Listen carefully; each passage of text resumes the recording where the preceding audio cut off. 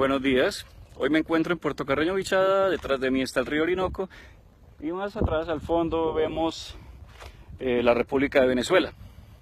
Esa misma Venezuela a la que hoy muchos miran con desdén y a la que cuando se hace referencia en el sentido de que Colombia pueda transitar el mismo camino que los tiene a ellos sumidos en su peor crisis económica, política y social de la historia, suelen decir, no, eso no va a pasar nunca en Colombia, Colombia no es Venezuela, nosotros no vamos a caer en eso. Pues los que dicen eso desconocen profundamente que ese país que tengo atrás hace 25, 30 años era el país con la más alta calidad de vida y tenía el ingreso per cápita más alto de América Latina. Los colombianos éramos la mano de obra barata de los venezolanos. Una relación absolutamente vertical en favor de Venezuela. Venezuela en los años 60, 70, 80 era un país con una economía de mercado abierta, cuando Colombia era un país totalmente cerrado y que apenas se miraba el ombligo.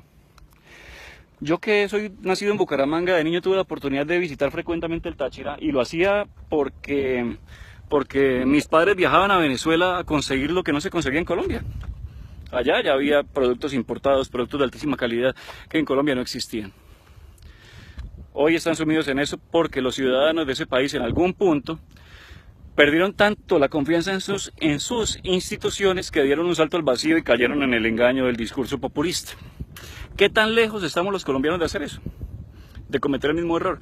En un momento en que las instituciones colombianas están tan desacreditadas, que no hay confianza en el Ejecutivo, pues obviamente con un gobierno ilegítimo como el de Juan Manuel Santos, en el Legislativo por cuenta de un Congreso que se vendió y permitió el rompimiento del Estado de Derecho, y judicial por unas cortes que se politizaron hace rato. ¿Qué tan lejos estamos cuando se hizo un pacto totalmente ilegítimo con un grupo terrorista? Que es un grupo terrorista porque así está en todos los listados internacionales de grupos terroristas.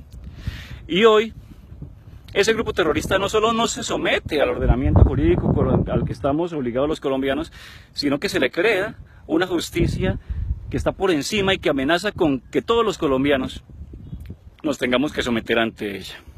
Una justicia ideada para lavarle la cara a los peores criminales de la historia de Colombia y que hoy tiene a uno de esos máximos perpetradores del crimen, como Rodrigo Londoño, alias Timochenko, anunciando con bombos y platillos que es candidato a la presidencia de la República. Ante este terrible escenario, hay quienes echan campanas al vuelo y dicen, no, es mejor que Timochenko esté haciendo política que echando bala en el monte. O peor, ay no, buenísimo, porque ahora sí se van a dar cuenta en las urnas que no tienen respaldo popular. Hombre, por favor, no seamos tan ingenuos. No se trata de eso. Se trata de los sentidos mínimos de justicia que hacen que una sociedad funcione. Entonces hablan de justicia transicional. Y esa justicia transicional de la que hablan dicen que ya se ha hecho en otros países del mundo. Eso no es cierto, no en esa forma. O ninguno de los países del primer mundo jamás ha permitido, ha doblegado sus instituciones para someter o para beneficiar a un grupo ilegal. No, los países de primer mundo se caracterizan o son países de primer mundo precisamente por su fortaleza institucional, por la fortaleza de sus instituciones. No necesitan hacer maromas porque los ciudadanos creen en sus instituciones, las respetan, las valoran y se someten a ellas. Las instituciones no están creadas solamente para los ciudadanos de bien, sino con mayor razón para los ciudadanos de mal, para los criminales, para evitar el surgimiento de esos criminales. Y el momento en que surjan, pues obviamente la sociedad, las instituciones tienen que someterlos. Ese es el papel del Estado, el papel de centrar el poder, el monopolio del poder legítimo en su favor. Y eso no se negocia, eso no es un principio negociable. Y por eso es que desde el principio nos opusimos al proceso de La Habana, porque doblegaba el Estado de Derecho y lo ponía al servicio de los criminales, de los peores criminales que han pisado este país. Entonces vienen con el cuento y traen, por ejemplo, traen el ejemplo del Tribunal de Nuremberg tras la Segunda Guerra Mundial y dicen que ese es un ejemplo de justicia transicional. Bueno, dos casos. Primero, el Tribunal de Nuremberg fue necesario porque tras la guerra el Estado alemán simplemente desapareció. En ese momento dejó de existir, no había Estado alemán. Entonces las potencias extranjeras que intervinieron ese país crearon un tribunal para juzgar a los criminales nazis que tenían el control del Estado. Pero óigase bien, para juzgarlos y condenarlos, ninguno de los altos cabecillas del nazismo, ninguno fue perdonado. Fueron juzgados y condenados. Y aquí los cabecillas de este grupo de criminales son los primeros que van a ser absueltos. Los primeros. Y que ya pueden hacer política, que tienen curules gratis en el Congreso, que pueden ser candidatos a la presidencia de la República. Ese es un quiebre institucional. Todos los colombianos desde que nacemos, sin saberlo, firmamos un contrato social y nos sometemos a las reglas de juego de nuestro ordenamiento jurídico. Estos criminales también estaban sometidos al ordenamiento jurídico y habían sido juzgados en ausencia, habían sido condenados por la justicia ordinaria.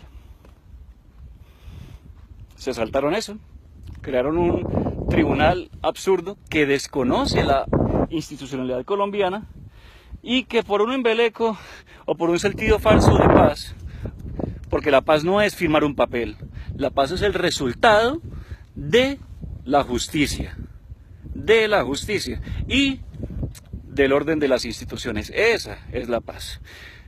Por un embeleco de traer una ilusión de paz que nos tiene sumidos hoy en el peor momento de corrupción del país, que nos hace sentar sobre una bomba de tiempo, porque en el mismo tiempo que se estaba gestando toda esta paz, se descuidó la lucha contra las drogas y Colombia en los últimos 5 años quintuplicó la producción de droga, un país cuyo peor combustible desde hace 40 años es la droga, es la cocaína.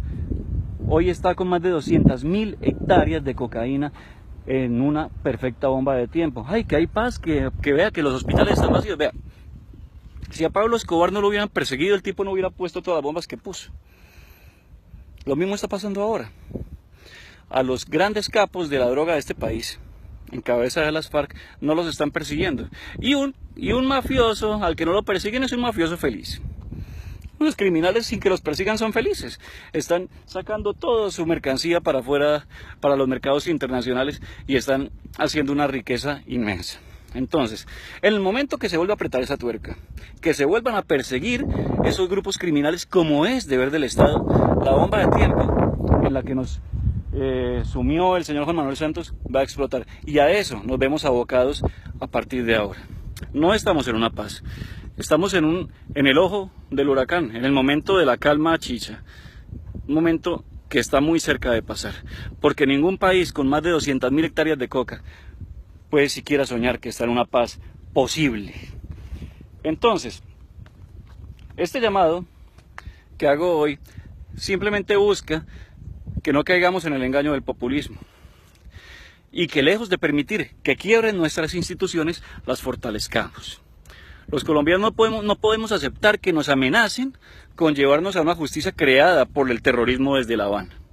No, nosotros tenemos nuestras instituciones y están fallando por culpa de una élite política en cabeza del señor Juan Manuel Santos, que está dedicada a hacerlas fallar, para que se quiebren, para que se rompan y para conducirnos en el camino en que otras sociedades ya han caído. No se extrañen, no se extrañen. A Timochenko no le importa no sacar votos en una primera vuelta. Yo creo que ni siquiera se va a llegar hasta allá. Hará una alianza con la izquierda, con todos los demás grupos de izquierda, y entonces así que van a camuflar su derrota, y los votos que obtenga toda esa coalición se los van a arrojar como propios. A ellos no les interesa eso. Este es un plan de largo aliento. Ya tienen congresistas, ya tendrán emisoras públicas para propaganda política. Es un plan de largo aliento en el que si los dejamos van a ganar. Y vea, la historia y el ejemplo de este país demuestra que cuando esa gente se monta, no existen medios democráticos que los bajen. Que pasen feliz.